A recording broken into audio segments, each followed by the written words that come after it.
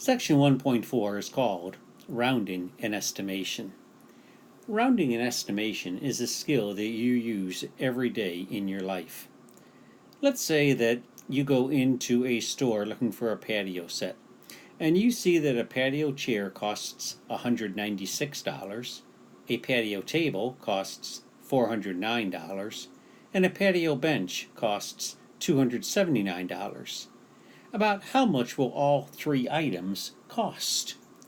Well, you certainly want to know before you go up to the cash register about how much money those three things are going to cost, but you really don't need to know the exact amount. So you could go through and you would be estimating the answer to that, what the cost of all those would be.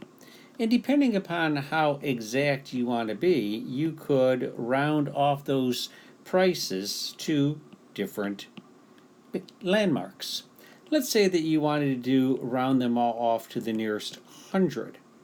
Well, the chair costs $196. To the nearest 100, that would be $200. The patio table costs $409, but to the nearest $100, that is $400.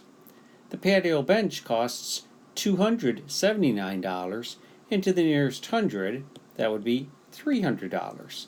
If you add those all up, you know that it would cost you approximately $900 for those items. Now, oftentimes people just round to what is known as the highest place value. In this case, everything goes out to hundreds place, so you would round these off to the nearest 100. If you wanted to get maybe a little bit more exact on the cost, you could instead round to the nearest 10. So the chair, which costs $196, to the nearest 10 is still $200.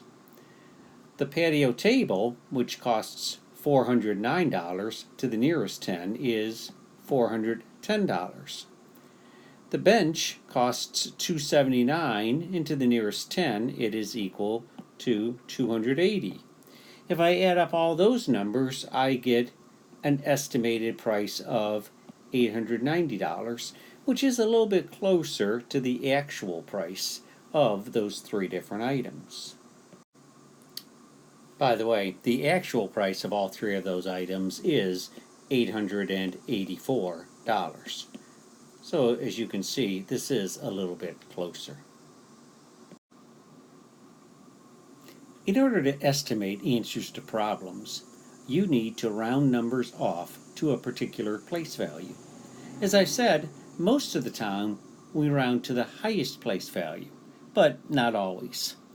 Let's say that you had the number 3,482, and you wanted to know, well, what is that to the nearest 1,000? Usually what I do is this. I underline the place value that I want to round to, so I'm going to underline the 3, which is in thousands place, and I put an X over the place value just to its right. If the number underneath the X is less than 5, I am going to keep the number that's underlined the same and change everything else to thousands, or to zeros. So if I go through and round this to the nearest 1,000, I get 3,000 for an answer. But let's do the same problem again, 3,482, but let's say this time I wanted to round it to the nearest 100. If I want to round it to the nearest 100, I'm going to underline the 4, which is in hundreds place, and I'm going to put an X to the right of that. Since that's an 8 underneath the X, 8 is greater than 5, it's 5 or greater, which means that I'm going to add 1 to the number that I have underlined. So that now needs to become a 5. And the numbers after it become zeros, and I'm going to keep the 3,000. I have 3,482 to the nearest 100 is 3,500. Let's go one more step. Let's say that I wanted to round 3,482 to the nearest 10. If I want to round that to the nearest 10, I'm going to underline the 8 because that is what is in tens place, and put an X over the place value just to the right, which in this case is a 2. Since that is a 2, that 8 is going to stay the same. And the answer to this would be just 3,480. Remember, the rule is if the digit that you are looking at underneath the x is 5 or greater, in other words 5, 6, 7, 8, or 9, then you round up. If that digit is a 0, 1, 2, 3, or 4, then you keep it the same, which in effect you're rounding down, but you're really keeping that number that you underlined the same. Let's take a look at one more example. Here I have 129,284. And if I wanted to round that off to the highest place value, in this case 100,000, what I'm going to do is I'm going to underline the 1 because that is the digit that is in the 100,000s place. I'm going to put an X on the place value just to its right. Since that's a 2, that 1 is going to stay the same and everything else becomes zeros. So 129,000 to the nearest 100,000 is 100,000.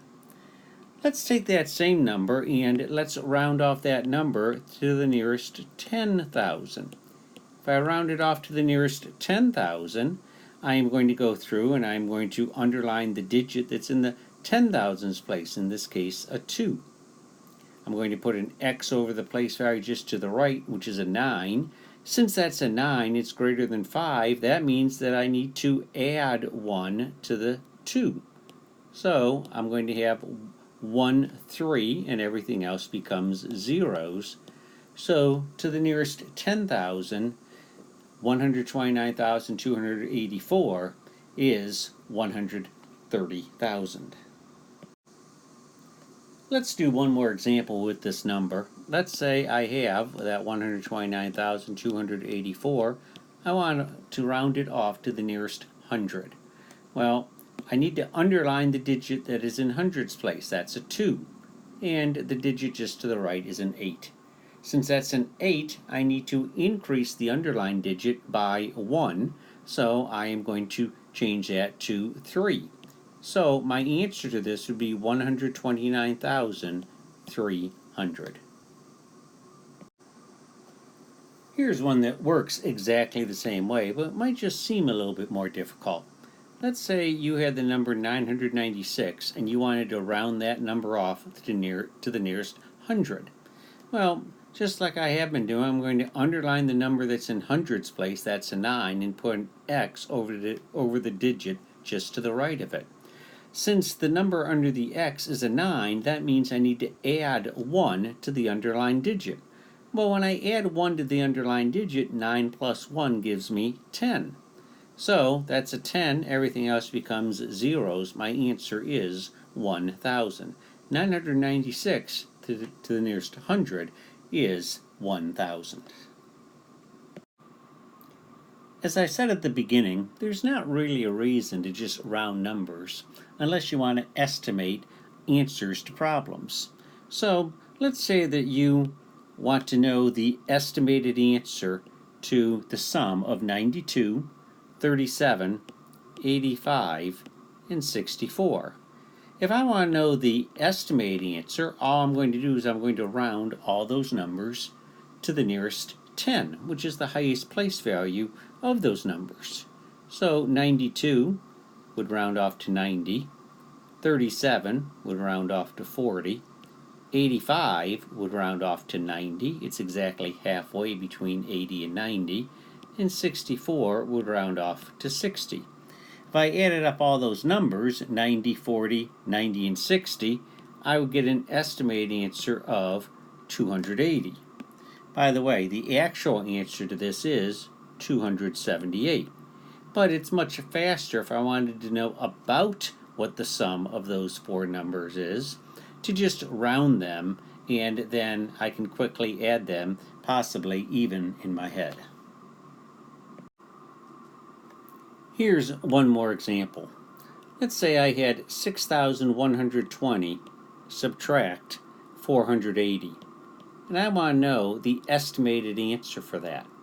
Well, that's 6,120. If I want to be able to do it in my head, I would probably round that off to the highest place value, in this case to the thousands. So I'm going to go through underlining x, and since underneath the x is a 1, that 6 is going to stay the same, so 6,120 to the nearest thousand is 6,000. The 480, I'm going to round that off to the nearest 100 because that's the highest place value. Underneath the x is an 8, so I'm going to change that 4 to a 5. So I have 6,000 subtract 500, which gives me an estimated answer of 5,500, which is fairly close to the actual answer that I would have of 5,640 if I were to go through and do the math.